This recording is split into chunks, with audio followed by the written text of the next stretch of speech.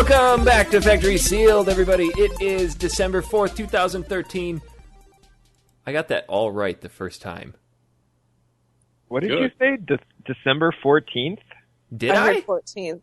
No, I said December 4th, 2013. 2013, yeah. I just said it really quick. No, you nailed it. I did. Because usually I have to stop and pause. Like, you'd think that would be something that I would plan ahead. Or you just look to your computer. There's that text again. Illusion of Gaia. He's trying to come in. My name's Eric Peterson. Joining me today is Mr. Kevin Byer. Hey guys. How's it going? I'm going to check and see. Oh my god, he actually stopped playing Age of Empires. I thought for sure. Wait, I know what you did. You just went offline. No, I'm still online. Watch, I'll send you a message. Hold on. Wait. Oh, I turned Steam off. Hold on, I'll turn it back on. Yeah. I totally think you're still playing. I'm going to sell that. Still playing, bro. Yeah, I see. Kevin Byer, you already did you. Jess Clarkson's here. Hello. Joining us. Jess. Kevin and Jess are back for the week. What up? We missed you guys last week. I'm sorry. You made the show last a long time. Aaron Robison, the guy jumping in. I'm here. Hi, everybody. With a radio voice. Aaron put on his radio pants this morning. Oh, yeah. He gets sick and comes back sounding like a radio star. Aaron, you have a special friend with you today. Yeah, we have a special guest. My little buddy, my little cuddle buddy over here. We have Jesse Vandy Walker. He's been name dropped author. A few times. He is. Well, he's a big time author. I'm not sure I'm comfortable with the title Cuddle Buddy. However, Wait, hold on. There's two people over there? Yeah. Oh, yeah. I thought Aaron was just doing some weird accent for some reason. Well, it could be true. No, there is really good. Definitely. So greetings, Factory Sealed. I'm Cuddle Buddy and proprietor of some weird accent, Jesse Vandy Walker. Yeah, he'd been listening to the show since I started work out there, and he's become a big fan. I'm sorry, who are you? Is this Aaron? Because I don't recognize your radio You guys voice. are going to need to do, like, walkie-talkie when you come in. Say, like, this is Aaron. This is our... Either that or one of you can go pure falsetto the rest of the show. Hi, everybody. Okay, no. We're going to talk about games. I don't think that's going to work for me. I don't. Does it help? It doesn't help that my hand's on your knee, though. Well, you guys are holding each other's microphones, so there you go. Oh, is that a mic? It is rather rigid and not really. This went downhill real quick. Moving on. So yes, thank you for having me on Factory Sealed. I know you guys planned a special Capcom week, so I could be on the show because that's my Aaron planned it. Did you actually plan that? Yeah, it's been planned. It's just that you guys keep. We're not gonna. But then, like, Thanksgiving week came up, which threw everything off because we all forgot it was Thanksgiving when he was originally supposed to come on. I thought in America Thanksgiving. Yeah, not you Canucks. Canadians don't give thanks for anything. Whatever. You have that backwards. You're right. We don't. So, but yeah, we're gonna talk little games. I don't know what else somebody else played, but we figure, Capcom is, it's a big player in the video game industry, especially back in the. Are we just gonna jump right into it and not just? Well, no, I'm not. I'm just saying why we're gonna talk about Capcom. We need banter. Yeah, let's have you. Banter. I have stuff to talk about. Prior to the show, I apologized in advance for sounding overly familiar with the Factory Sealed crew here because I feel like I know you probably better than I should with all the ribald humor that you throw out there. That's how it goes. We're pretty familiar people. So, Eric, how have you been? Did you have a good Thanksgiving? Boy, are you reading that directly from your script there, Aaron? I have notes. Okay, great. I like them. Step one, talk to Eric about his Thanksgiving. How was Cross Black off. Friday? Black Friday. I only heard of a couple stabbings, a few shootings, and that was about it. What about the taser fight? Didn't you hear about the taser I fight? did.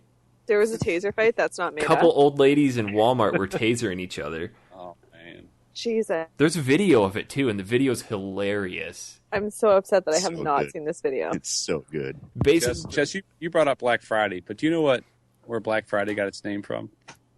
because that's the day of the year when all the retailers finally get back in the black. There you go. Really? Yeah. Jess, you didn't know that, did you? Yeah, It doesn't from the make red. sense from a retail standpoint, though. Yes, it does. A lot When of you're Like, if you're waiting all year for one day to get back in the black, that is a really shitty It's operation. the first day you that start have. turning into the black because you make most of your money in the fourth quarter for Christmas. So here's a question. If they have to wait till the end of November for things to start getting into the black, why don't they just have every day be Black Friday? Then the world would die. Because then they would constantly be in the black.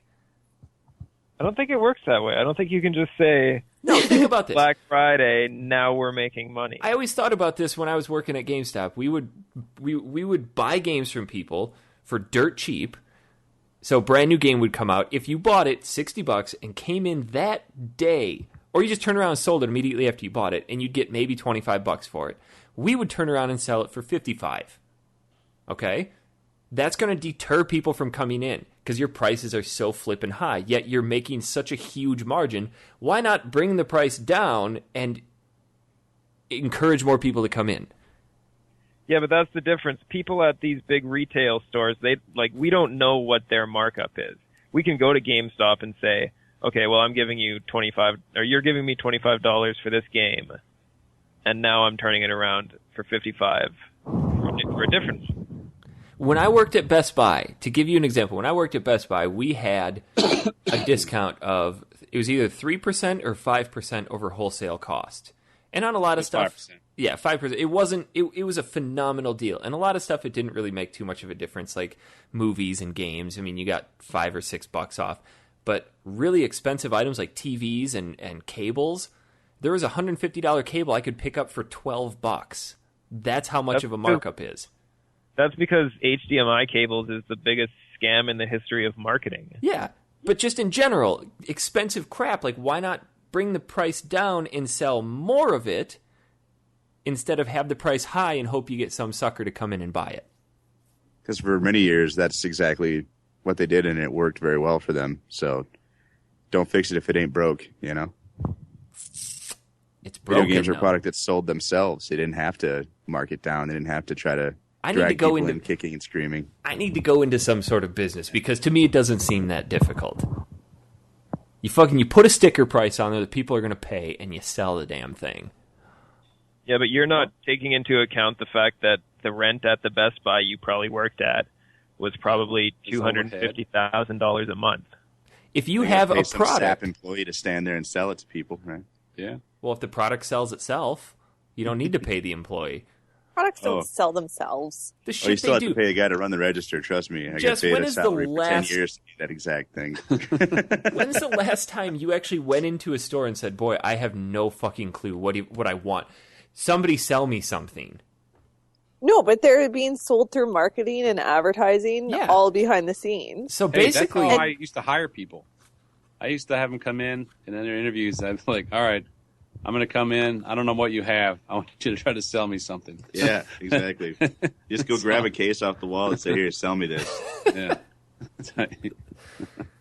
hopefully they didn't pull Call of Duty. No, you would as the manager, you would grab the game, size them up, and be like, "Here's something they've never played. Here, sell me this." Yeah.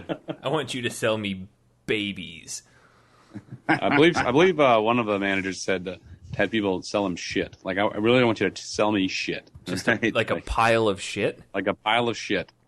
Yeah, Like well, manure or whatever. It's like, sell me that. If you can sell me that, you can pretty much sell anything. Sell me into a GameCube right now with Xbox One on the horizon. Do it. It's got a handle. If you can sell someone a piece of shit, you probably shouldn't be working at GameStop. Well, you kind of have to because you sell a lot of shit at GameStop. Let's be honest.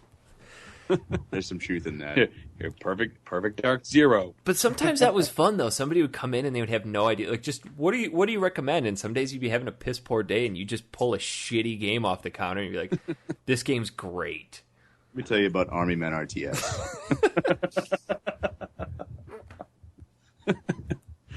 Resident Evil here. That's shit, man. Give me some of them Army Men games. That's an actual quote from a customer. That's great. No, so this taser fight. Aaron, did you watch the video? I did not watch this video. This is the first I heard about it. I only saw the part where they started getting tased. I have no idea what it's about, but these women were arguing over something, and the next thing you see are just these flashes of blue light, and you're like, holy fuck, people are getting tased. Like over $100 Emerson TV or some dumb shit like that. Right. Oh. There was also the cop that got dragged. Did you hear about that one? Oh man! In the mall parking lot, some cop tried to stop some shoplifters or something, and they closed the door on his arm and dragged him in the parking lot. Oh my god! What the fuck is wrong with people? I just heard that this is like the day after Thanksgiving. Like we all had pumpkin pie and we're hanging out with our grannies, and then the next day we get into a taser fight. That's Thanksgiving ridiculous. Because you said the word granny, it reminded me of what I was thankful for, and I put out a tweet. Nobody responded to it because I'm pretty sure they're probably all eating, but I am so thankful for my grandma telling erectile dysfunction jokes at dinner. It made my Thanksgiving. Oh my god, is this awesome, Granny? Yeah, this is the grandma that buys all the games. Like, no tact, no class, just she's like, I want to tell this story, and here we go, erectile dysfunction jokes. Like, Grandma, I love you. All right. That's amazing. So, did any of you guys actually go out on Black Friday? No. Oh, no. Online shopping. This is the first year that I actually didn't go out at midnight, but we woke up probably around 8 or 9 and went out, and we got to Best Buy and Target probably around 9 or 10, and it was like a friggin' dead zone. There was nobody there. Whatever I bought, I stood in line for 20 seconds. It was one of the slowest Black Fridays since 2009. Really? Yeah. I felt stupid because I went into Target, and on Black Friday, the only thing I bought was a roll of duct tape, because as we were driving, it was cold in Tucson. I don't want to know. Well, it was cold in Tucson, and as we were driving, Christy was sitting in the back seat, and she goes, oh my God, I want to put the window down. So I unlocked the windows for her, and she puts it down, and we just hear this horrible crunching and cracking of shit falling down into the door, and then the window falls down. Like, no, great! Just starting Black Friday shopping, where we're gonna. Is this in your Intrepid? Oh, the Intrepid's long gone. That thing took a shit in March. Did it? Yeah. Oh, I didn't know that. No, you got a new car. We're onto a Focus, but I had to go into Target, buy duct tape, come out, hold the window up, and duct tape that shit closed. Man, now you look like you do live in Arizona. Oh, yeah, totally. But it's like, that was a huge deterrent to buy anything, because even if I put it in the trunk, right on the dash, right by the speedometer, is a big button that says trunk. Right? That's not good. Well, thinking about what you talked about earlier, Eric, about people just put a price down for what you want to buy it for. Yeah. You know, like all year long. That's one thing I don't like about Black Friday, because Black Friday is supposed to be like, it's first day of gift shopping. You go out and get amazing deals for gifts. But I feel like the last couple of years, all these big riots and things aren't for gifts. They're the stuff that everybody's been wanting, and they're just now can afford. That's true. So they're like buying for themselves, which is why they're like going ape crap crazy. And I think that's what's a little bit sad about it.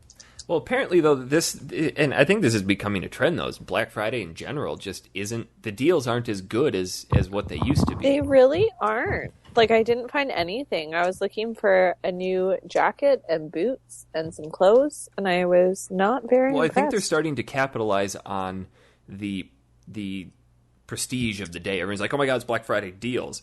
So what they'll do is, over the course of the leading months, they'll mark those prices up so that by the time Black Friday comes around, they chop it in half and you're still making a profit.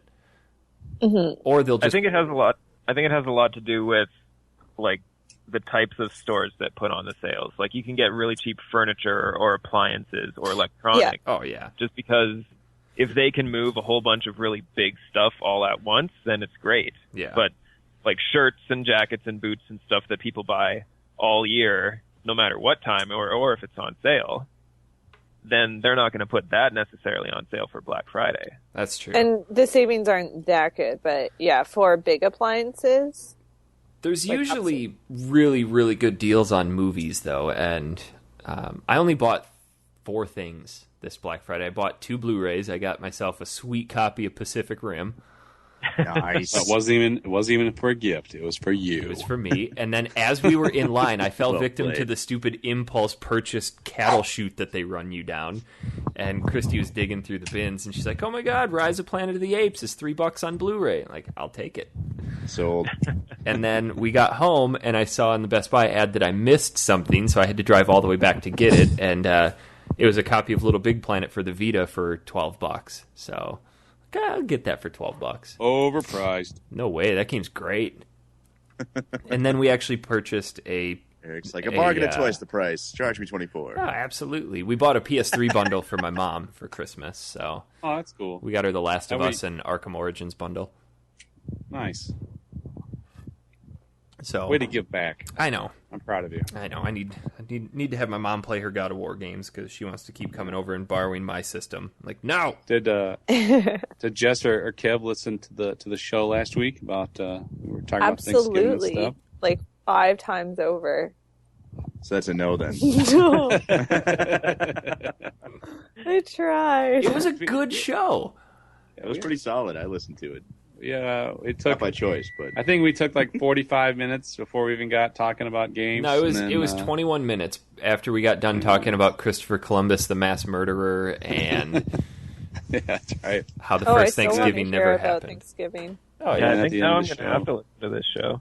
It's at the end of the show we did kind of funny too, like we were kind of off topic and stuff. I talked about I pretty much shared a synopsis of what I used to teach my 5th graders when we got to Columbus Day and everyone's all praising Columbus, and in my classroom it's all like, this guy's a mass murderer and here's why, and we shouldn't worship him. And after you crop dusted them. Yes. After. Well, you gotta respect the big brass ones on the guy. I mean, he just kept sailing west, you know. I'm going to run into Asia sooner or later. And I'm going to kill everyone in the process. Well, yeah, they have all the good stuff. Yeah. It's By the way, at its best, man. Come on. That's where Black Friday started. Well, his first Black Friday gift to somebody was a Yellowpox blanket. Yeah. Half off. 2 for 1. No, they're free. Have some syphilis for free. That's crazy. Rape and murder, man. So I have a question, and maybe this is regarding fast food. I'm not concerned about it in Canada because from what I'm seeing up there, fast food in Canada is perfect, I guess. But here in America, I feel like the quality has gone directly into the shitter. Not of the food, but of the people behind the counter. For one reason... So you mean like the after effect? No. Like 20 minutes later, you're done. It's over. No. Fast food is always shit. Yeah, but it's delicious. Service? No, you're right. Here's the problem, Eric. It still comes down to morals and work ethic at a young age. No, These kids that are working there, they fucking don't give a shit. Let me explain something.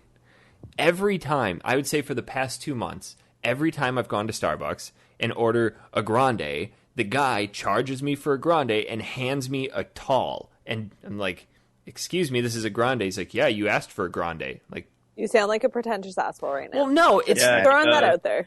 First world. Then it happened. It happened yesterday, and this led to a whole series of my day being a piece of shit because The grande, low fat, mochaccino, no. drip. This is something different. This is a different scenario. Christy and I were coming home last night. Like, hey, you know what? Go through the drive-thru at Dairy Queen. I want an ice cream cone. So she looks at me and she's like, "You're buying, right?" I'm like, okay, fine, I'll buy. So we go through the line. What do you mean you're buying? Well, she was driving, and isn't it whoever's closest to the window pays? But you guys don't share money? No. She would never let Eric buy all these toys. Don't you remember that? Aren't you going to buy that game, Eric? Yeah. I really want to play it, but I don't want to spend the money on it. You're going to buy that, right? We have like allowances, but they come from the same money. Yeah, and this was from my money. That she anyway. That's not the point of the story. Okay, no, I got the it. point Okay, of the story is okay. We go through, and I tell her I wanted a medium chocolate dip cone, and she says it into the microphone, and the lady goes, all right, 1 medium chocolate dip cone, and Christy gets whatever she wants. We get up to the window, and inevitably there's the person that had to order everything on the menu, and we're sitting there for 4 or 5 minutes before they finally get out of the way. Hand the lady my card. I get it back. She hands me this ice cream cone that barely has any ice cream on the top of it, and it's like this little... It looked like they'd put a Hershey Kiss on top of the ice cream cone. What a bitch. And I looked at her, I said, we ordered a medium. She goes, oh, I only charged you for a small. Do you want to upgrade it? I'm like, upgrade? I wouldn't even give this to a kid. Like, this was smaller than the kiddie size.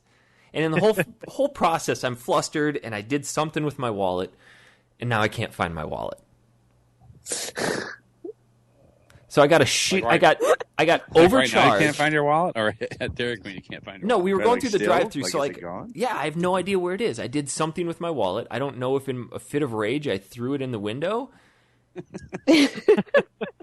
Little temper tantrum there. But it's cone. This is not a medium. It's like I got charged $2.50 Ice cream rage. for a kids menu cone, and the lady's like, "Yep, this is what you ordered." The fuck is going on with people everywhere? And Christy looks at me, she's like, "You're just getting screwed everywhere you go." So I think I'm just going to start handwriting all my orders. Good luck. What you got to do is you got to put the voice recorder on when you order stuff, and then they can repeat it back. Like, so it's a medium code, then you can play it back. She even did that when we ordered it. Christy goes, medium chocolate dip cone. Lady goes, medium. Like Christy's like, right. Yes. So you have to bring it back. She charged you for a small thing, and that's exactly what you wanted. But so what happened? Did they not, like, I would have demanded a medium cone. I said, no, it's fine, and I ate it. Ooh, no. See, that's your problem. You should have said, "Where's the manager?" I want free ice cream for life. $2.50. I would have threw that shit back in. Just fucking keep it. It's fine. It's fine. No, you have to complain. This is why we have good customer service in Canada, because we all complain all the time. But see, had this been the first time something like this happened, I would have complained. But at this point, I'm like, fuck it. I'm just going to eat this out of spite. This isn't right. Oh, I'm so sorry that I made a mistake. Let me get that fixed for you. That's Canadian customer service Thank you very much. I just kept telling myself there is a reason that this lady is working fast food at 9:30 at night. Yeah. It's a part-time job. And she's probably as happy about it as you are. So there's that. Well, at least we share something in common. I just get so annoyed when people screw up my food order because of all my dietary restrictions. How hard is it to screw up, I want a number 2, and they look at the screen and press number 2? You can never order number 2 from a restaurant, Eric. That means they can give you whatever they want, and you're going to get shit. And that's exactly what number 2 is. What if they have combo baskets? At a restaurant? Yeah. Like, not fast food. Fast food? Oh. Just, no. Haven't you ever been to a nice restaurant where they have entrees that are numbered? Like, I don't think Chinese that qualifies restaurant. as a nice restaurant. Yeah. They don't if you go to for like Thai and Chinese food, they usually have numbers. Food at a nice restaurant, I think. Do you even really know what you're ordering at a Thai or Chinese place? Just like, bring me the dog. No! It's not dog, it's tofu. I want noodles and spicy stuff. Go. I want cream of next door neighbor's dog. All statement. Where was that? I think somebody's got, I think it's a GameStop somewhere, but right next door to the Chinese place is a pet food store, or like a pet store. Whoa. There was a Chinese place in La Crosse that actually got busted by the health department for digging through the dumpsters at the grocery store behind the place for food. Oh. Like, legit? Yeah. How many times did you eat there? I ate there a ton before I found out about that. They had good quality food, didn't they? Loved it. Probably pretty cheap, too. Their crab there was rangoon. this taco place that I loved, and I was so excited because they had really cheap tacos, and it was gluten-free, and they had veggie options, too, so it was, like, my, best place ever. It got shut down because of health violations. I was so sad and so disgusted. There is I think it's a weekly health report on the news down here where the news station gets together with the health inspectors, and every week they have the best and the worst restaurants in the entire valley, and they will go through and they'll name them with the address and say, here's what was wrong. They had raw pork over the salad, and they had cleaning solution above the rice, and it's crazy. Some of those reports have put companies out of business. Are they they actually being honest, or yeah, are they these making are stuff up? No, these are direct from the health inspector that goes in. The health inspector turns around and says to the news, "Here you go." And That's intense. There was one place down here who had food that was giving people like bloody diarrhea and turned into internal bleeding and hospitalized like 17 people and 2 of them died. Jesus. They call that dysentery. It was common on the Oregon Trail. Funny enough, that's also a retro game. It all ties in. Super intense right there. Yeah.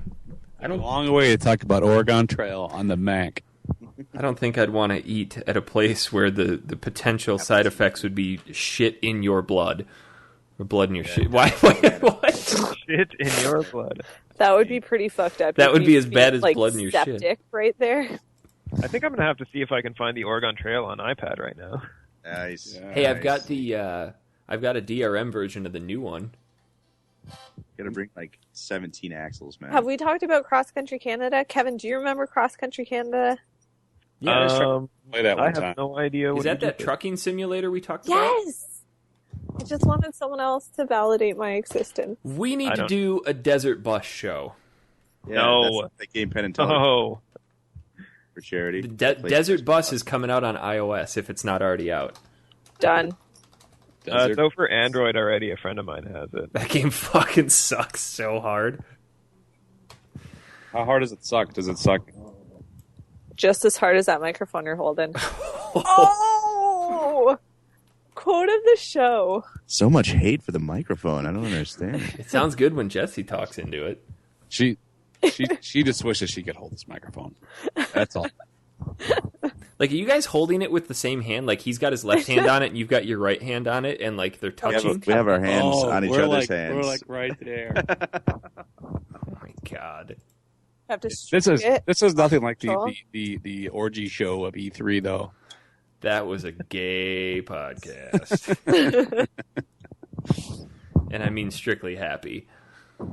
Yeah. Until you lost it, and then Eric was very sad. I went from just pants-shittingly drunk to purely sober. I can drive across the country in a matter of 3 seconds. Yeah. Anyway, so are we? I would like to ask Jess what she played for this week. I was a rock star. I was like on the top of my game, total gold fucking star times 20. And I thought we were doing Mother 3. So I busted through, like, just championed chapter 5 and 6. Chapter 6 is like 10 seconds long. There was sweat and blood and tears, and it was incredible. And I had finished it a full 24 hours before the podcast. That has never happened before. I got a message from her. That gymnast that got the silver medal. Oh, yeah. Michaela, just like not impressed.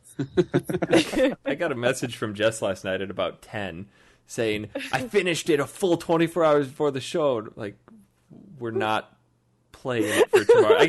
I could hear the defeat come through the next message of, oh. What? I was like, you should have, Andrew, I was talking to him, and I was like, I did it. He was like, what? I'm like, 24 hours before. I'm like, I'm good to go. I'm on top of it. If you would have listened to last week's show, you would have known. Yeah. Shit. Now you get the shit-colored star. No, I still give her the gold star for effort. Oh, she gets the gold star. We get the shit color star for not even trying. I'll always take that. But yeah, so that. And then today was just a crazy day. I had to cut a kitten out of a box spring. What? Out of a box spoon? Box spring. Okay. Like a bed. Box spring. Yeah. Okay. Like, you know how they have that little layer of, like, whatever underneath the fabric part? You have to be more specific. The layer of whatever, Jesse. It could be whatever you want. It could be pickles. It could be old belly button lint. It could be bologna. You've seen some of the beds that I've slept in. You would not want to know what the whatever is. That's all I'm saying. The whatever under my bed is this, like, thin fabric material shit that the kittens have decided to put little small holes in. I'm picturing an episode of Hoarders right now where there's just kittens coming out of the walls. Oh my god. But seriously, and like the bathroom, you just kick in the door and you just dump kitty litter all over the bathroom floor, like 16 boxes of it, so they just have the whole bathroom to themselves. That's what we do in the bathtub. What? No. So they climbed into the box spring and then didn't want to come out and then couldn't come out because the hole was so small that they didn't want to crawl through it. So I had to literally cut a slit in the box spring so they could come out. Why didn't you just cut a slit through the whatever? Yeah, that's what I cut it through, the whatever. Okay. Did you sew the whatever back together? No, I think I'm going to duct tape it. No, because that just gets worse. I remember from my old college days with mine, where Kat would climb up there and once it comes loose, even if it's just a microfraction of an inch in the corner, the whole thing may as well come off in a matter of a week. That's why, I don't know. It was just I had to get a staple gun. Yeah, I'm just going to lock the kittens out of the bedroom. Power tools are the answer. They are. Or just buy a new box spring. That's another thing, too. We need a new bed, so... Don't want to know why. Because the kittens are in the box spring. It's uncomfortable as fuck. Okay. Anyway. So that's all you played this week, huh? Yeah, because... So that happened. And then I forgot my Steam account, everything.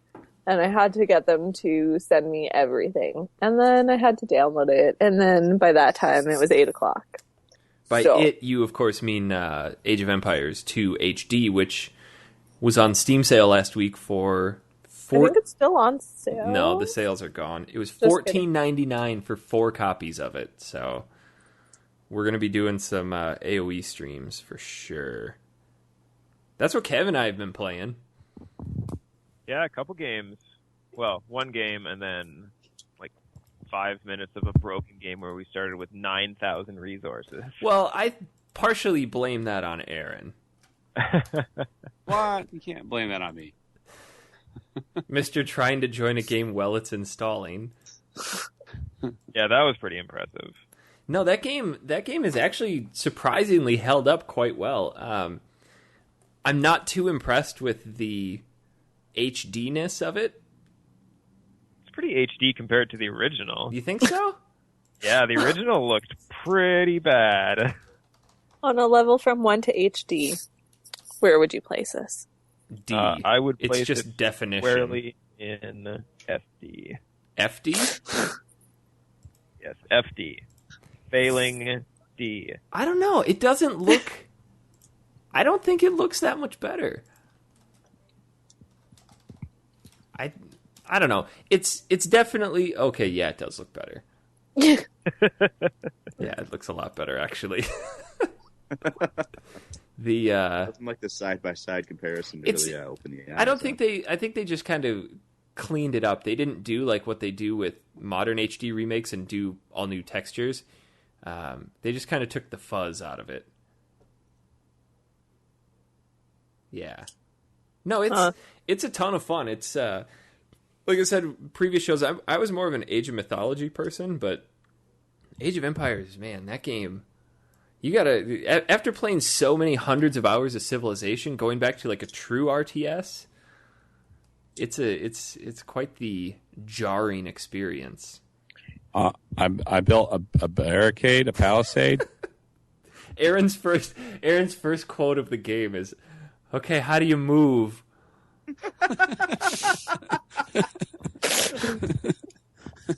I kept clicking the button, and then I would move it to the other spot and hit the same. I didn't realize I had a right click. Followed very closely by, "Hey, I got a sheep." I liked my personal favorite was 8 minutes into the game. Aaron asks, "So how do you build more villagers?" He'd been going the whole time off one villager and no farm. I had 3 villagers, man. I had 3 villagers. Were they doing anything? Scout. Yeah, they were. I had them building houses for me and making fields and stuff. So you were just going to kind of be that guy that whenever somebody comes and shows up, you would just kind of bow to them and be like, "Okay, you in." Yeah. I got to build warriors. I haven't figured out how to build warriors yet. I just want to plant my radishes in peace. Yeah, I just want to live in peace, bro. I just want to live in peace. Leave me Give alone. peace a chance. So you need some food? I'll give you some food. Kevin and I played a game last night where we decided to go 2-on-2 against a computer just to get back into the swing of things, and I was expecting it to be a lot more difficult than it was. But Kev, what did you discover about the difficulty? You said it was on standard. Yeah, apparently the first 2 difficulties in the game, the computer won't even attack you. They'll just sit in their base and they'll build a couple things, and then they'll just wait to die. Because they were sending out scouts, and I'm like, oh shit, here they come. So Kevin and I just go marching through, and they've got nothing. It was a pretty depressing murderers. Yeah, you guys were Columbus. We were Columbus of the Turks. Oh man. So Age of Empires 2, did it have the personalities like the later ones did? Or was it... You're thinking of Civilization. Oh, yeah, I am. Where Gandhi would pop up on your screen and be like, hey, guess what, bitch? I just went nuclear. Oh, and he does it every time. Gandhi will drop the bomb on you, dude. He was the worst in the Super Nintendo versions, too. It's just... I don't know if they actually had the personalities, but his empire would always just come through and be like, and you're fucked. Every single time. We're still friends on Civilization 5. Yeah, until he goes nuclear and turns on you. He's got to be the first one that you kill. But he's so nice. Like, he pops up on the screen. He's like, hey, I'm just wearing a diaper. Let's be friends. And then next thing you know, he's dropping A-bombs on you. A-bombs. What do you want me to call him? Nuclear? Nuclear bomb. Nuclear? Apparently there's another U in there. It's a nuclear. Nuclear. I just cringe every time I hear somebody say that, and I'm not that type of person to correct people's talking, but maybe you need a number. Well, irregardless of how you pronounce nuclear. Irregardless? I have a heart attack over here. I really hope that was on purpose. Drive him to drink on the show. That's what's gonna happen. Oh man. Goodness. Some people you can just hear the words misspelled as they talk. I wish I could talk. Like I could put semicolons into my speech pattern. Then I could drive Jesse to drink some more. Oh man, I'll tell you, when he writes stuff down, there's so many commas. It's like, are you well, you don't put a comma where there's a pause. The Comminator, I don't know.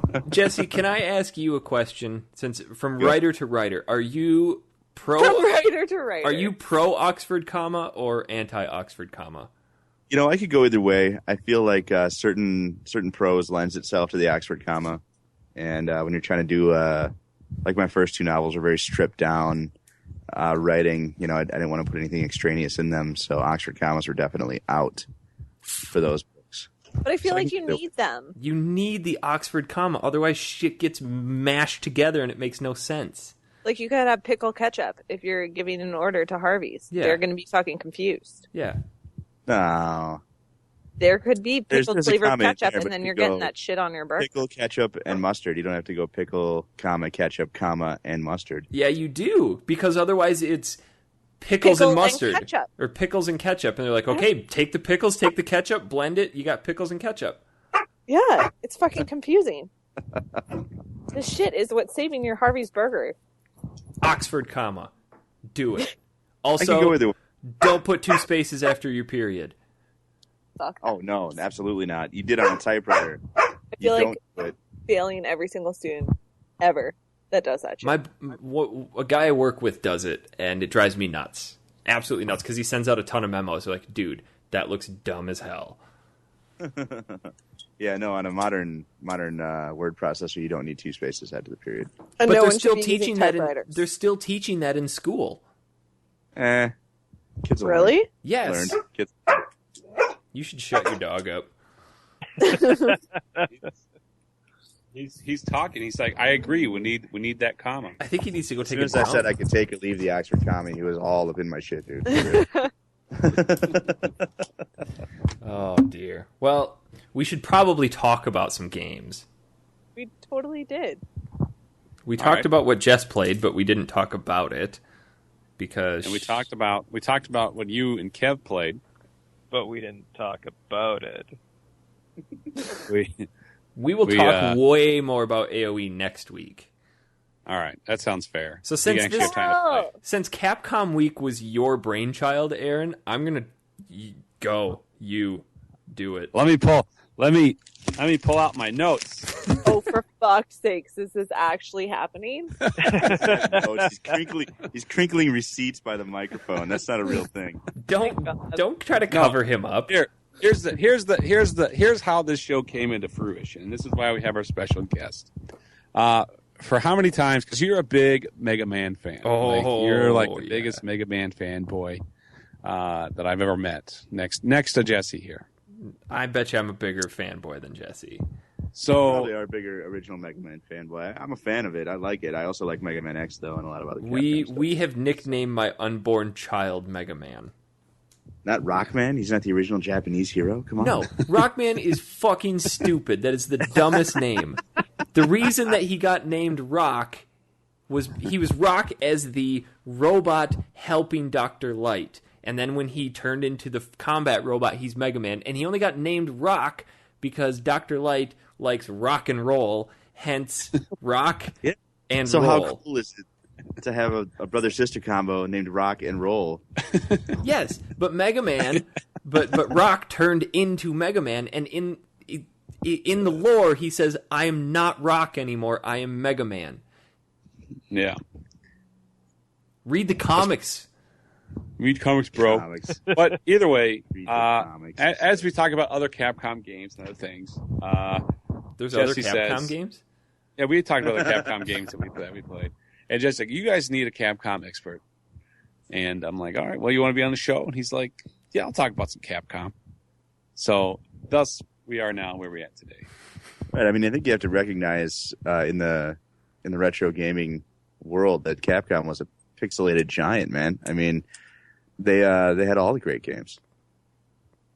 They did. I remember Capcom as being one of the few companies that, as a kid, you don't really care about video game company names. You're just kind of like, it's Mario or it's Sonic. And as a kid, I always remembered Nintendo, Sega, Capcom.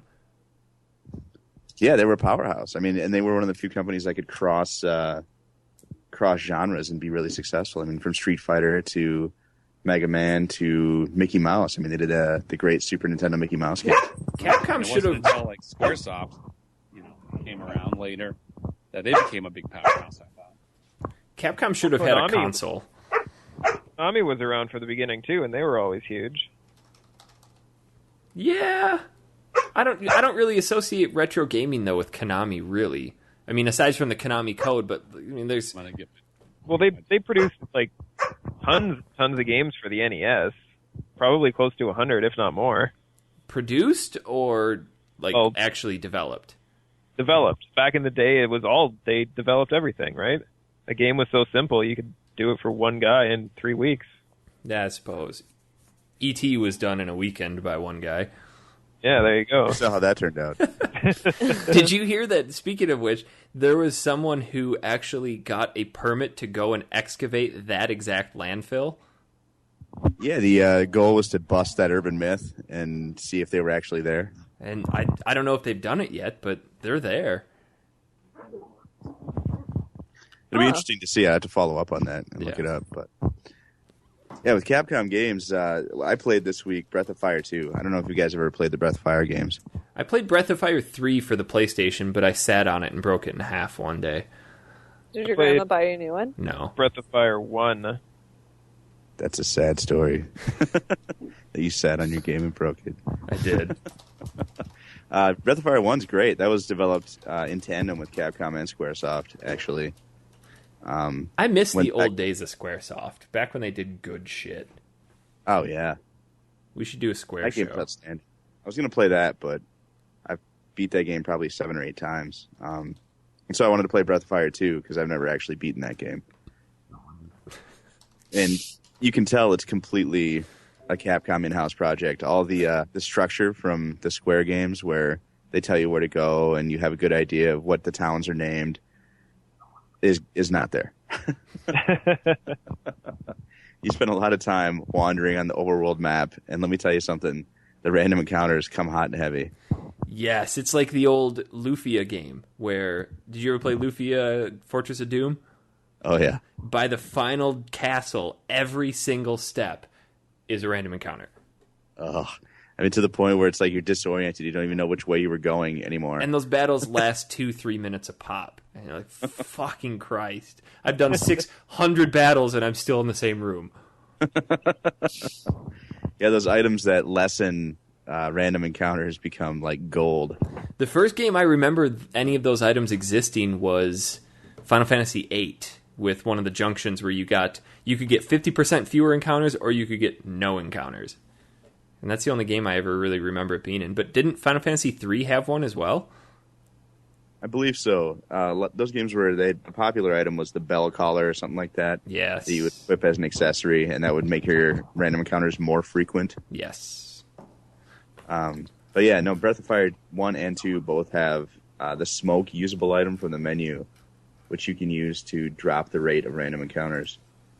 I didn't play too much of the Breath of Fire series. That one never really hooked me in as much. Are you kidding me? You play a guy that could turn into a dragon. It's freaking sweet. Yeah. Tons of dragons. Like in the first game, you could turn into like 12 different dragons. Exactly. And then the third game that you played, Eric, you got the dragon genes, and you could splice them together to make different combinations. It was incredible. See, I think I sat on my disc by that point. So, I don't know. I remember bits and pieces of it, but I don't remember a lot of it. So, to me... Well, it was classic in the JRPG sense of the word classic, where it relies really heavily on random battles and wandering around dungeons, and not overly much on story. You know, I forgot how much of a time commitment a game like that is. You could sit down and play 2 hours of Skyrim and make like significant progress in things that you're doing. You could play 2 hours of Breath of Fire 2 and wander through maybe one castle. Yeah. I kind of miss those days, though, of the super old JRPGs. I was kind of hoping that Ni no Kuni was going to go back to that, but it didn't. So, what the hell's going on over there? Like a wind tunnel. Yeah, Jesus. I have no idea. I don't hear. That microphone touching's getting a little intense. You're too busy blowing it. What? Aaron, you're blowing it. This is my zone. I'm all about the innuendos. Yeah, it's you're scary when Andrew's out of town. Yeah, I know. He's in Vegas. Oh God. I'm gonna live it up in Stouffville. I need the update on Mother 3, Jess. I've been listening, and there was a lake that was very questionable looking, and then there was an encounter in a hot spring that really was awful. Fuck, that was brutal. Yes. The text, I went and looked it up, and that text is, yeah, that's awful. Horrifying. It's even worse when the screen goes black and you have, don't fight it, just let it come. I felt like I needed to shower after that, just like a hot shower to get all the ooze off. Well, wasn't it a dude who was in the pond anyway? Well, actually, no. Like it was a gypsy dude, as I recall. I was talking to one of our listeners about that, and he said that those Magypsies or Magypsies are one of the main reason why the game never made it to Western shores, is because technically they're transsexuals. But I feel like they're on a gender plane that is different than our... Because they give transsexuals a bad name. Like, that is not appropriate. I feel like it's very not appropriate to transsexuals. It's not appropriate to meet a little boy in the hot springs and give him psychic powers through some type of contact. Yeah. I totally came into this conversation at the wrong. We're talking about little boys and transsexuals. Yeah, I had to get a step away too, Kevin. I'd come back and apparently they're done talking about Capcom. Now they're talking about transsexual boys. Just, we get sidetracked so easily. It's because you're over there touching each other's microphones, and that's all I can think about right now. Oh, there's only one microphone. Oh my god. Ridiculous. Sweet. So Mother 3, come on, tell me. Hey. 5 and 6. No, we're going to wait till next week. Yeah, you have to wait. Oh, we gotta wait? You got to wait. Man, Now, the tension's killing me. can I talk about a game that I did play today? And is it a Capcom game? Okay. It is. Is it Street Fighter? Yes, because it was actually a request by one of our listeners as well. Okay. It was in an email back in the day. So I played Super Street Fighter 2 Turbo. Can I request something real quick? Could I not hand the microphone so close? I feel like you're going to do it anyway. Yeah. Pull the microphone out of your mouth. Oh, yeah. In your mouth. All right. Playing some Street Fighter 2 Turbo for the SNES. Let me tell you how much I suck at that game. He's real bad. I'm real bad at any fighting game, but I love them. Jesse came over and changed the buttons around. I just kept them the way that they were on the thing. You never used the default button layout. Come on. Come on. I used the default, and I just used the top shoulder buttons, which are the big power moves. And I got pretty far until I got to Ryu, and I could never beat him. I could not beat Ryu. He'd just sit there and go Hadouken. The top shoulder, like L and R, are just your power moves. Yeah, those are like the big. They were fierce attacks. Is what he means. That's like Fight Night 3 when it's just nothing but haymakers all around. That's a quick way to beat the game. Right. So that's what I was doing. Or like Batman Arkham Asylum, you just press square. Yeah. And then repeat the same thing for Arkham City and Arkham Origins. There's Batman. Now, talking about holding each other's microphones here, Jess, in this game... Terrible segue. Oh, shit. There are two scenes trouble. with Guile, and there's a guy like sitting there watching the fight, and he's just jerking it. I mean, his hand's just going up and down. He's doing the very crude, I don't know if they have this in Canada, the very crude hand gesture that signifies masturbation for a man. Oh, I'm a pro. Yeah. Oh, that's so bad. I think that's the universal symbol for masturbate. And then to top it off, you go fight Chun-Li in China, and there's a dude literally choking a chicken in the background. Yeah, that's it's a guy with a chicken, and he's wringing its neck.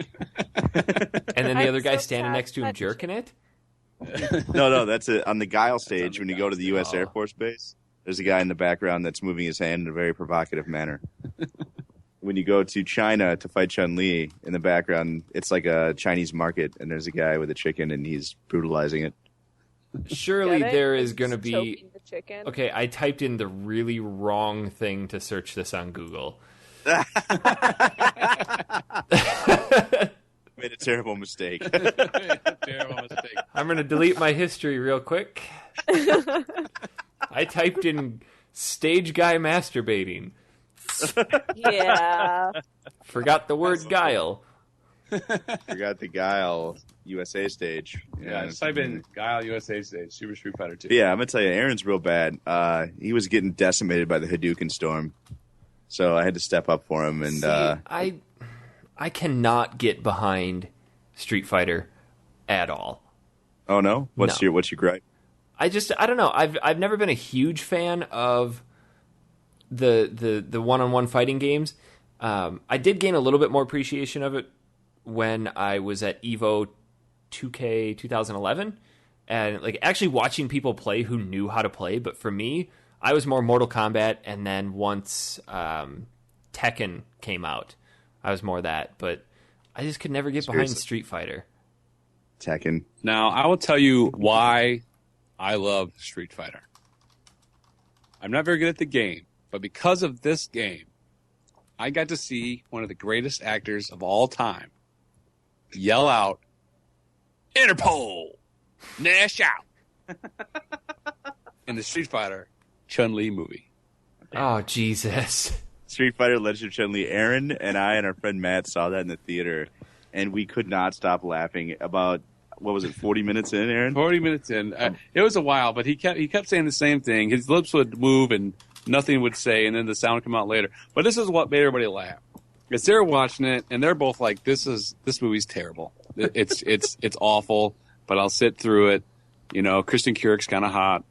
But eventually it got to the point where Chris Klein, that's not that close. Chris Klein says the dumbest fucking thing in the world, and I can't help myself anymore. I just burst out laughing. I am that's a tears set coming of on. giggles. Like it's schoolgirl giggles. Just you can't believe it. And these guys just start cracking up too, and it was amazing. I tell you what, I didn't think anybody could beat Jean-Claude Van Damme's performance in a Street Fighter movie, but Chris Klein took it. Chris Klein. I was going to say, weren't the Street Fighter movies universally regarded as some of the worst movies ever? They're so bad. They were. But They're Chris so bad. Klein is like a was so good. The first one? First one was so good. No way. Raul Julia's farewell performance. Yeah, that sucks. That really is sad. That's sad to me. I've never watched them, so I might need to go watch those. The second one was terrible. Watching. The first one's worth watching. The second one... Is it worse than G.I. Joe? The first G.I. Joe movie? Yeah. Dude, you could sit and eat popcorn while watching that movie for the next 20 years and not get bored. The first G.I. Joe? You just sit there. Or you mean G.I. Joe, the animated film? No, like the G.I. Joe Rise of the Cobra. Yeah, that was a stupid, fun action movie. Don't think about it. If you think about it, you'll hurt yourself. Lots of eye candy. Okay. Yeah, that had Steve Vine in it. Yeah. Our buddy Steve Vine looks exactly like, what's that guy's name? Christopher Eccleston? Yeah. Oh, man. They're really separated at birth. Yeah, It's and he goes, he's an author too, and he'll go to like the cons and stuff. And I told him, I said, next time, just ask for just wear a suit jacket. Just wear a suit jacket and walk up to people. Get out your Scottish accent, and I guarantee you'll have pictures taken with you all day. Jesus. That is amazing. Yeah. No, it's fun. No, but Street Fighter, I was always drawn to one-on-one fighting games in the 16-bit era, specifically because it's always a different game when you play it. The replayability is incomparable, I think, to other 16-bit era games. Every time you boot it up, the enemy is scripted, but it still reacts to what you do, When did it really get to the point in Street Fighter where people started counting frames? Oh, not until, I think, Marvel vs. Capcom 2 was the game that really started the whole Street Fighter competition angle, because it was so over the top and so ridiculous, and people loved it so much. Yeah, I'm not a Street Fighter guy. But I don't know. But you're a Tekken guy, like Tekken. Tekken's like doing arithmetic, man. It's not fun at all. Tekken's great. Understand. Oh, isn't that Tekken's the one that had like the guy that drunk dances? It's like solving algebraic equations. It's I know. Not... And then my super guilty pleasure was Dead or Alive. Dead or Alive games are the best games ever made. Yeah, simply because they pioneered jiggly boob technology. Each boob has its own physics. I'm just going to ignore this. It's true. Dead or Alive 2 was a beach volleyball, came out in the Xbox, and each boob had its own physics. Ridiculous. Like, boob jiggle, sure. What about clothing coverage? No. Jess, did you know that they recently revealed a study that said for men it is physically healthy to look at boobs? That's totally fine. I'm totally down with looking at boobs and jiggliness. Totally awesome. But, like, if you're going to try to make it as realistic as possible, know that, like, that's not going to be supportive. Do your boobs bounce in tandem, or do they have their own independent physics engines? I don't think they have physics engines. Pretty sure it's just what happens. Okay. Pretty sure. So gravity acts independently. Yeah, no, I'm saying that's awesome. But the clothing is what bothers me. Because that's not how realistic. are we going to see the jiggly boob technology if they're wearing cardigans and hoodies?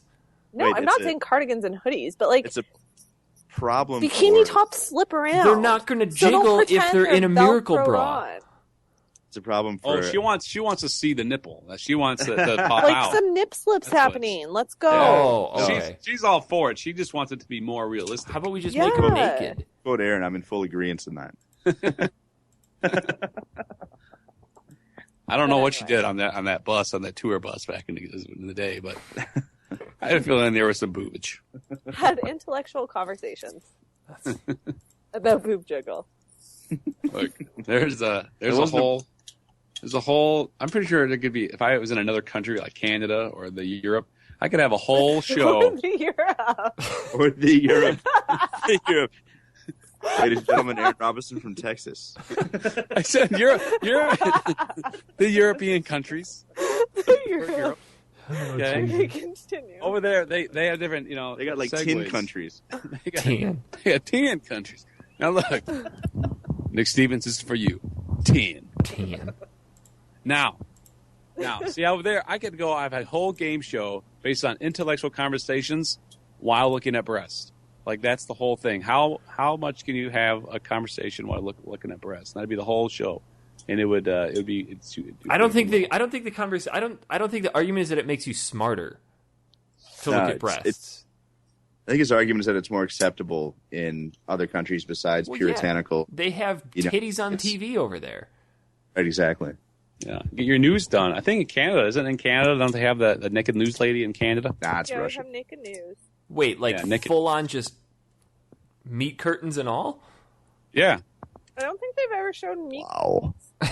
Well, yeah, it's usually only the top. They probably don't show down below, but they show the boobs, and she's like, "Look at the weather today," and then she always lifts her hands up. I got the internet. I know what's happening. Hardcore interviews and stuff like that. With her jigglies just hanging out. Well, they have a ton of people. And they're all naked. Yeah. What's this called? Naked News Lady? News. Canada? Ever heard of this? I felt like Naked News was worldwide. This has no, been it around can't be here in puritanical America. Oh, it's on cable. Way over 10 years. Like, I can't believe you've never heard of it. We live in America where titties are evil. They go to a lot of the conventions and stuff. Naked? No, they have to wear clothes at the conventions, but they wear pretty... What if somebody asked... I guess it all depends on what kind of convention they're going to. Like, comic conventions. Not naked. Yeah, okay. Is it this? Hold on, I'm going to send you a picture. They do naked exercise programs. That's got to be awesome. Oh, they don't. Is it this says lady? so on their website. Because that is full frontal. Oh my god, just go to nakednews.com. There's a website? Yeah. Of course there's a website. How else will you find it? The it was TV? on the Playboy channel long time. Back when I was a bachelor living in a house with 4 other bachelors, we had that Playboy channel on tap, and they always had naked news every night at 6 o'clock. It was great. I feel like we have just... I got a domain name, Naked TV, but it's not there. So maybe it's Naked... I don't know. Maybe I spelled it wrong. Nakednews.com. Naked TV. Oh, I didn't type in news. I feel like we've just corrupted an entire generation. Oh shit, we do have like 13-year-olds that listen. Yeah, scratch that. They're going to get some news, and they're going to get some boobs. There's something wrong with you, I think. Don't open Naked News in front of your parents. Yeah, don't look at it. Don't follow this link that I'm sharing on Twitter right now.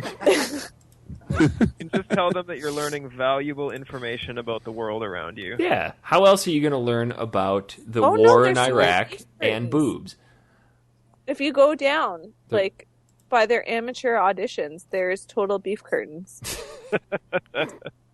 Yep. It's a little off topic again. Yes. Wow. Look at all these women just ready to whore themselves out to be on TV. False. Not whoring yourself out. At least these people have like real boobs. Yeah, I like that. They look pretty good. Okay, anyway, no, we were talking about like being empowered and being naked, and no, not whoring yourselves out. If you want to be naked, be naked. Cindy if you want to show had your the titties common off, sense show your to put titties a off. pantsuit on for her interview. Although she didn't dress for the interview. Wear whatever you want to wear. It doesn't make you a whore. I'm not saying it does. Good. Now we're good. Are you saying that you are on Naked News? Well, I did a segment back in the day around that tour bus time frame. Yeah, right around the Goth Jess days. They were looking for a Goth news reporter. Oh, that's the same thing. Everything's dark and shitty. I'm going to go sit in a corner. It's back in the archives. Gross. Nope. You know there's going to be someone listening to this who's just going to comb through the Naked Nose archives now. Looking for Jess. Guilty. Yeah, well, it's informative. I bet you they're sort of like Can we get back to Capcom games? Yeah. Capcom.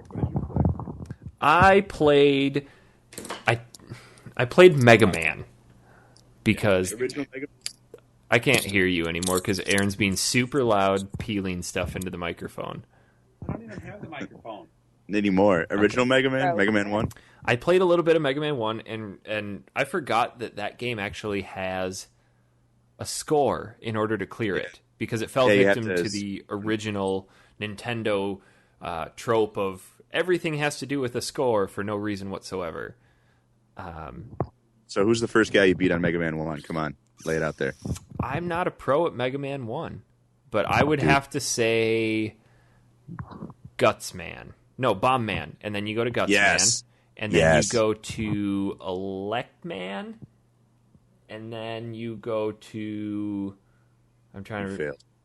No, Gutsman goes to Scissors.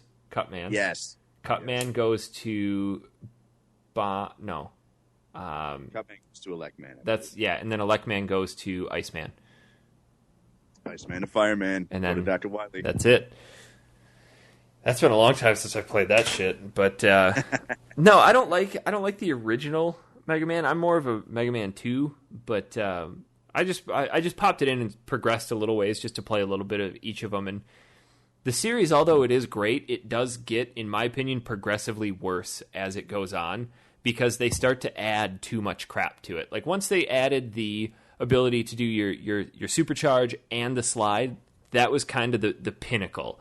And then they started incorporating too much other stuff. Like when you get to the X series and you start getting these add-ons to your suit, and you can do the super slide and jump off the wall and Oh, see, okay.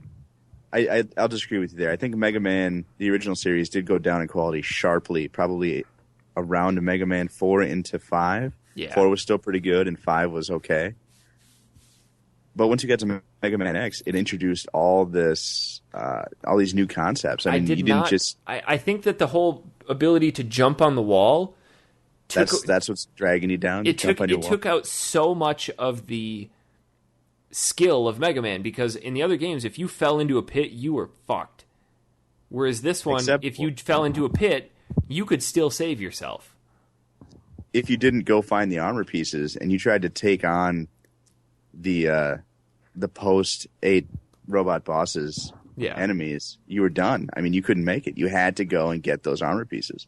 Yeah, and I didn't necessarily care too much for that. Maybe it was just trying to conform to the day in games where it's like, all right, let's make these things a little bit more complex. But I'm more of a Mega Man purist, where it's just, I want my 8 robot masters and then go to Dr. Wily, and that's it. I don't want to have to go back through the levels when I get another boss and then blow up this part. And it's like, once I beat a level, I want to be done with it. All right. I see those as enhancements, though. The ability to build your character up. I do, too. I mean, I'm not saying it's terrible. It's not my Mega Man. Eventually become as cool as Zero. I don't... Because he starts out the game as just a murder robot. Yeah. I mean, that Sigma guy that you fight at the beginning flees at the sight of Zero. Come on. That's true. I don't know. I'll stick with my original Mega Mans. Speaking of Mega Man, Jess, have you started that little hat yet? No. Oh. That's starting next week. Okay. I apologize. That's okay.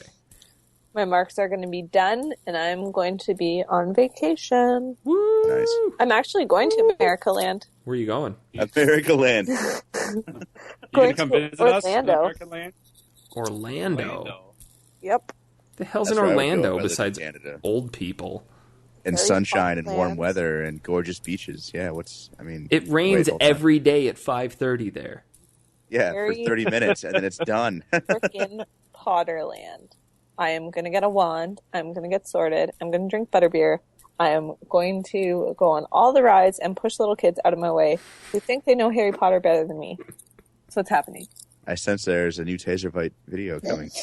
Could you imagine? Ooh. She's going to bring her cattle prod.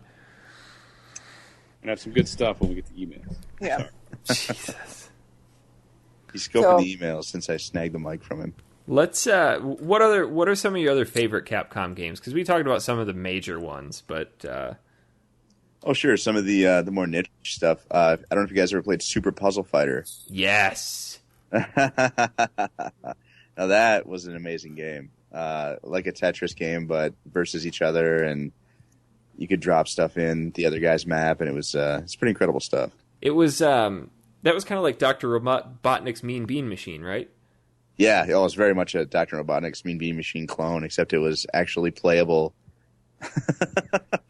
and not so nails hard that you just wanted to cry. See, that's why I liked it. I like really difficult games. I don't mind them. I just, I'd like to actually beat a game in my life. So I never played Dr. Robotnik's Mean Bean Machine. That game's phenomenal. It's really good, but it's really hard. Some of the other stuff, let's see, Capcom. Resident Evil, of course, is a Capcom property. Revolutionized gaming when it came out. It was what sold a lot of PlayStation 1s I remember that when the first Resident Evil came out, my uncle had a PlayStation, and he's like, dude, I bought it for this. And he showed me the PlayStation magazine that had it on the cover. I'm like, that's not a fucking game. Games don't look like that. DuckTales. Yeah, Capcom had an awesome symbiotic relationship with Disney. They did the DuckTales game. They did that Mickey Mouse. You didn't like the DuckTales game? Come on, dude. No. It was incredible. Kev, we played the DuckTales remake at E3, and what was your take on that? Did not age well. Not at all. Didn't. Even the HD remake did not age well. Yeah, that Scrooge McDuck bouncing on the cane just... Oh, no, shit. sir. Although it was fun to watch the people in the sound booth. Devil May Cry was on a Capcom game. Yeah, that was all. They broke out of the survival horror mold with Devil May Cry and just gave you unlimited ammo and over-the-top action. The first Capcom game, or the first game I played on my PS2 was a Capcom game. Think back to your days of PS2 launch titles. The Onimusha Warlords. Yeah, dude, that game was awesome as well. That was one series that somehow managed to get super shit real quick. The first two games were great, and then everything after that was real dumb. At some point, Jean Reno got in there, and I don't even know. Somehow they got into a tactics game. Beautiful Joe was another Capcom property. Beautiful. Yeah. Okay, I remember that. I didn't play it. That was a GameCube game, so you had to have the system with the handle if you wanted to handle that. Was that kind of like Alien Hominid? No. Beautiful Joe was like you were a little guy in a red jumpsuit with a helmet, and you could slow time down because you were in a kung fu movie or whatever. Okay. You remember this? Yeah. And they had the old school beat 'em ups, of course. Capcom owned those. Like Final Fight. Capcom, I feel like the more we talk about this, I feel like Capcom's kind of lost their edge. Oh, definitely. Like modern game, I'm just looking through their list of modern games, and Devil May Cry 4 wasn't that good. DMC was really good, but Dragon's Dogma was okay at best. Mm-hmm. The last few Resident Evils they've done. Monster Hunter games are great, but you have to be into that niche. The Lost Planet series is not good. It has its fan base. I'm not that fan base, but Eads will sing Asura's Wrath to the high heavens. Apparently that game's phenomenal. Well, a couple other ones that were way back in the day of Capcom was the 1942 series. Shoot 'em ups. Commando, Bionic Commando, Ghouls and Ghosts, Ghosts and Goblins. They did a ton of shoot 'em ups. They did 1942, 1943. They did what was it called? Legendary Wings, which had like angels in it. I don't even know. It was awesome. Strider was a side scroller they did, but with the beat 'em ups, they did. If you guys ever played King of Dragons, that game was pretty awesome. Mm-mm. No? Was that the one where you walked around and you kind of like Golden Axe, but you got armor upgrades and stuff? Exactly, and your guy leveled up as he played. Yeah. And got better at what he did, and there was the classic D&D classes of warrior, cleric, the elf class. If you go all the way back to first generation D&D, which I'm that nerd, but apparently Capcom published. I really want to play this game again. Apparently, they published a couple games in Japan that they didn't publish over here, yet were still over here. Like the God of War series was apparently published by Capcom in Japan. Really? I didn't know that. That's bizarre. Huh. Interesting. Dino Crisis. That's the name of the game I was trying to think of that was like Resident Evil. Oh my god. Oh, yeah. But with dinosaurs. Dino Crisis, they had that demo that came with Resident Evil 3, and it was so bad. It was one of those games I have to play this. Yeah. Yes. And then Dino Crisis 3 came out, and you're and the novelty's worn off.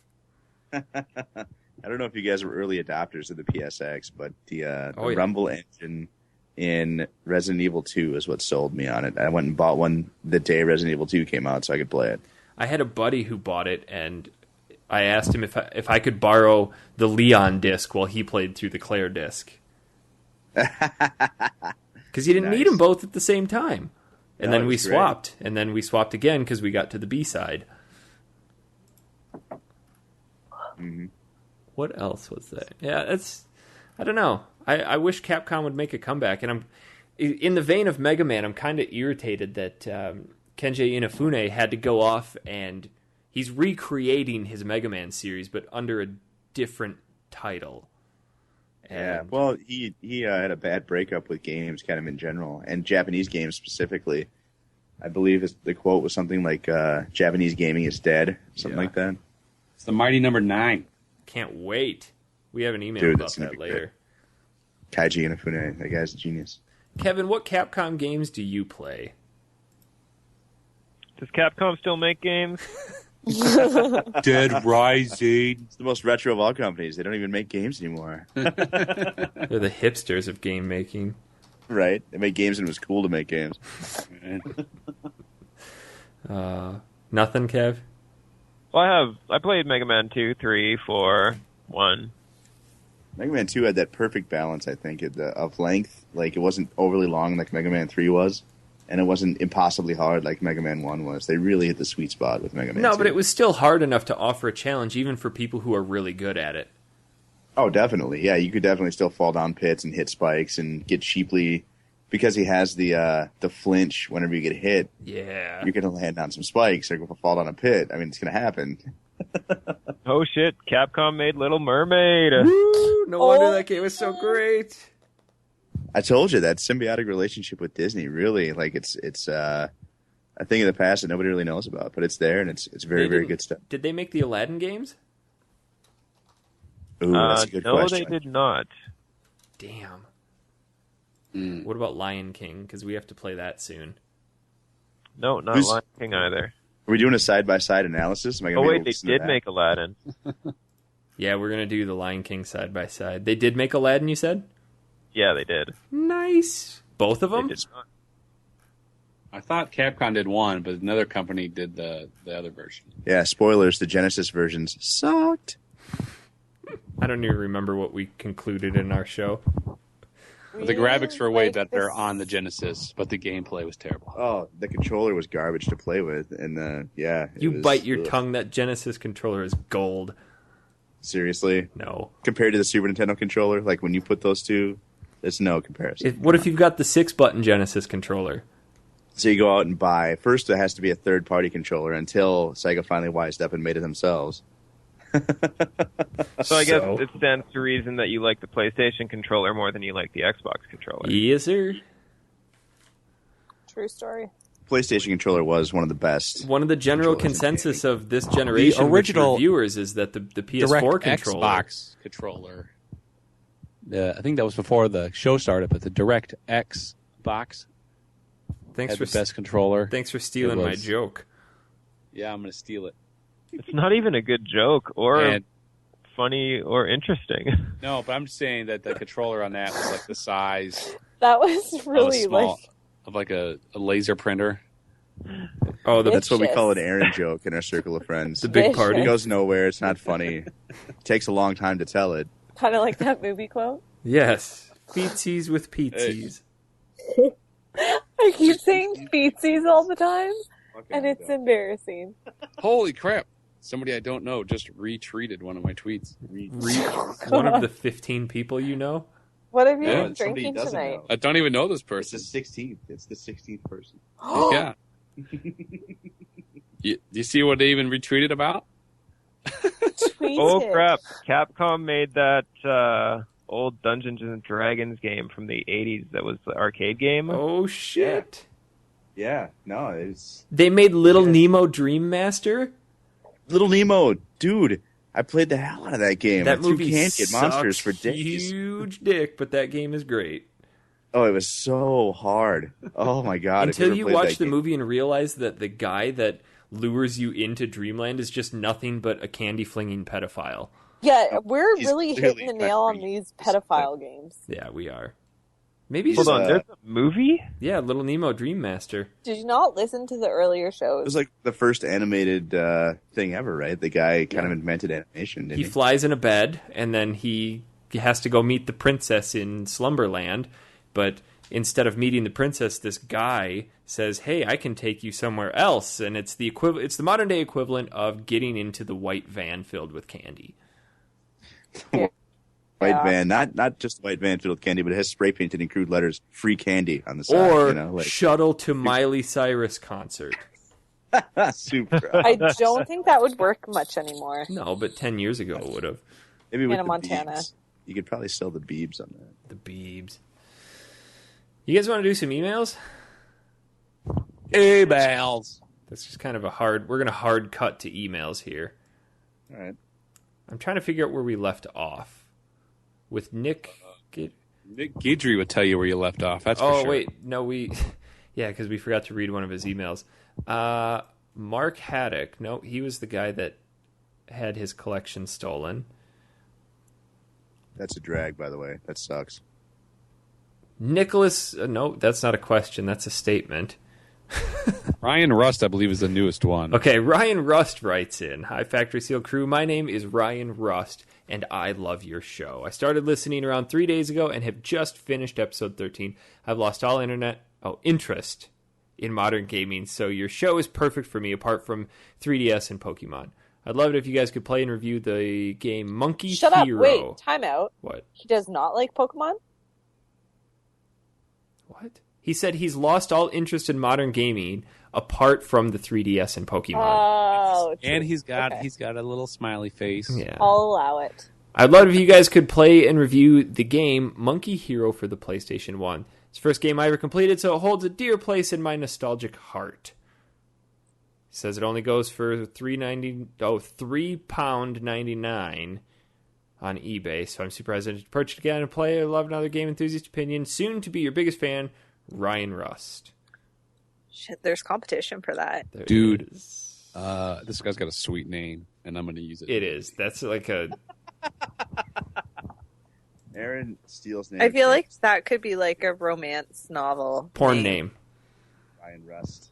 Yeah. That's a slick name. I like that. That's it's a superhero Harlequin name, romance novel? That would totally be main character. Just trash novels? Yeah. Alliteration is hard to beat. Nick Guidry writes in again. Hey guys and gal, thanks to you, I dusted off my old SNES copy of Eye of the Beholder, and I have to say it hasn't aged well. And hours of constant aggravation was also the case. Maybe the Game Boy version was better, but the SNES version is brutal. As far as recommendations, I'll go with Super Mario RPG, Kirby's Adventure. Just give it a shot. Probably the best NES graphics, and some great platforming, and an excellent final boss stage. And Arrow Fighters for the SNES. And on a side note, you only read my second email last week, not complaining. Still nice hearing your opinions on the X series. Keep up the good work, lady and gents. Yeah, that's right. I'm first. Yeah. First. I'd have to agree. I think the Game Boy version is way better than the SNES version. Of Eye of the Beholder? Eye of the Beholder. How's the All Cleric party going?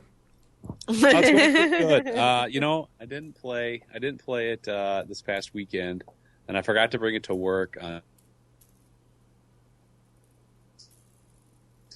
today. Hold on. You cut out. But yeah, we're still in the same spot we were last week. That's not true. That's not true. He had it at work, and I played it a little bit. I don't know if you guys know. I'm in the party now. How are you? Oh shit! You made the mistake of leaving it laying around work, so yeah, I added myself. Jesus. That's amazing. He's a rogue. I'm the halfling pickpocket. I steal from the party. That's what I do. You're a dick. Totally.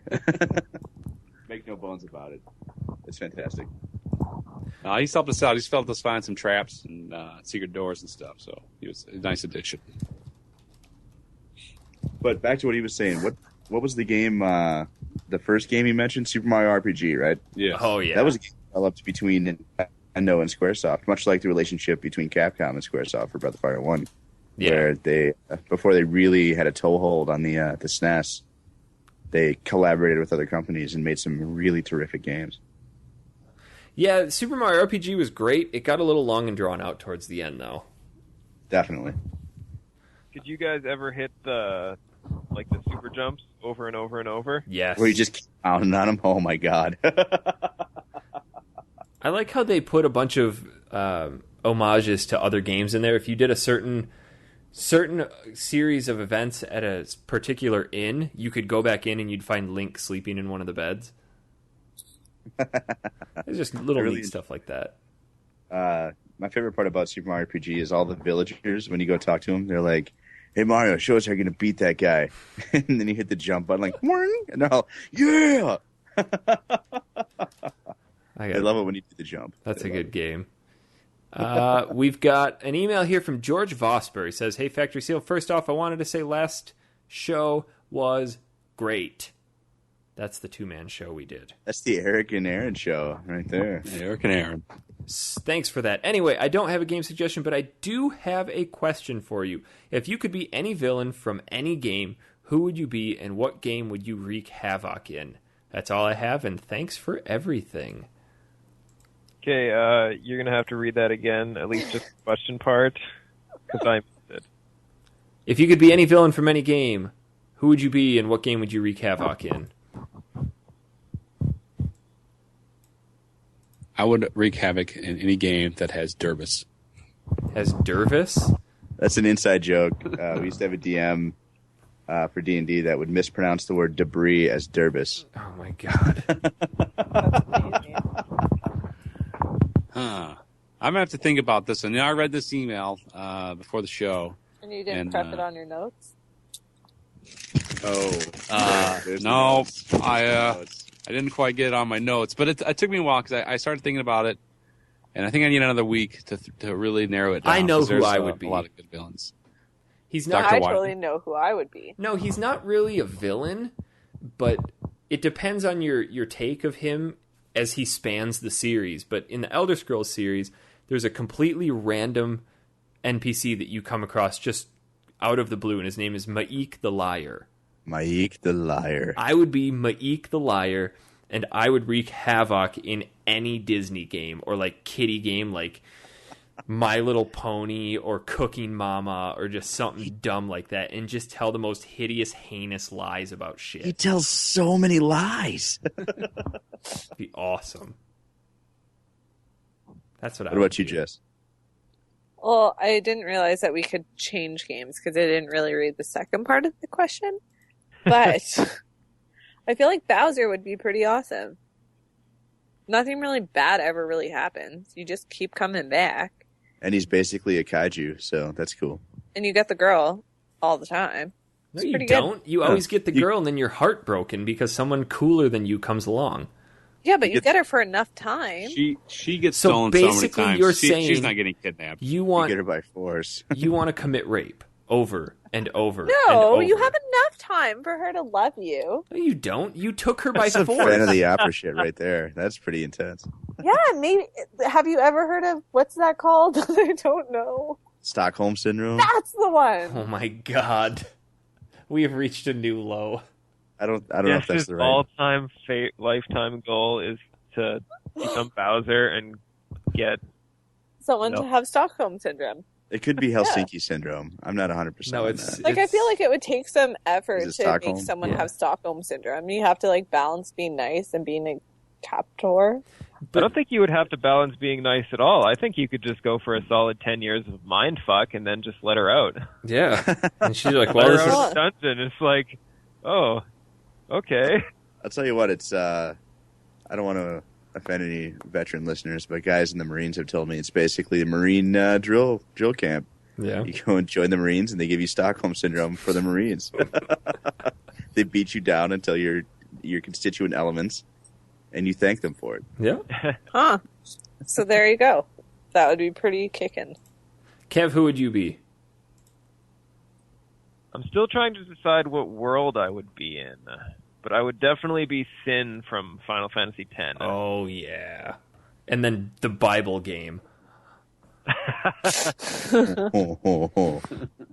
I would say, what kind of game? Maybe just like Grand Theft Auto, just so I could have the big cities just to destroy. So it's like a cross between Katamari and Final Fantasy? Yeah.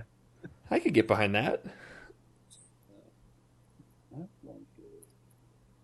Options, man. It's just I can't narrow it down. We'll have to come back to Aaron next week. Well, there's a couple games that come to mind immediately that actually put you in the shoes of of the antagonist at the beginning of the game. Breath of Fire 4, in keeping with our Capcom theme from this episode, is one of them. It puts you in the shoes of Fa Lu at the beginning of the game, and he's like really powerful compared to your regular character.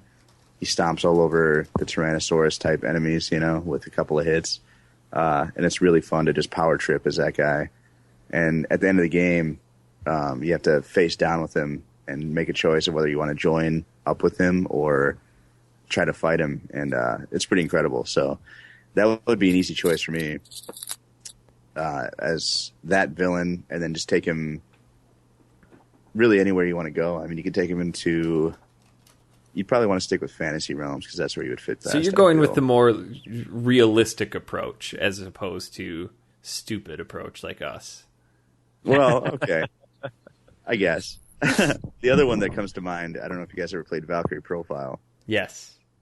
All right. That was an Enix game at the time, before Square Enix joined forces. But that one put you in the shoes of Freya for the first dungeon. You had Valkyrie and Freya.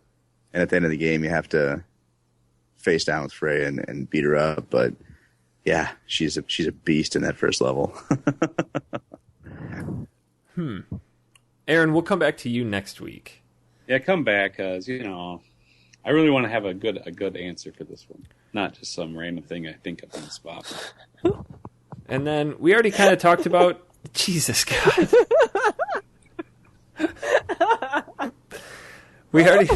I'm going to avoid that chat conversation completely because that's sick.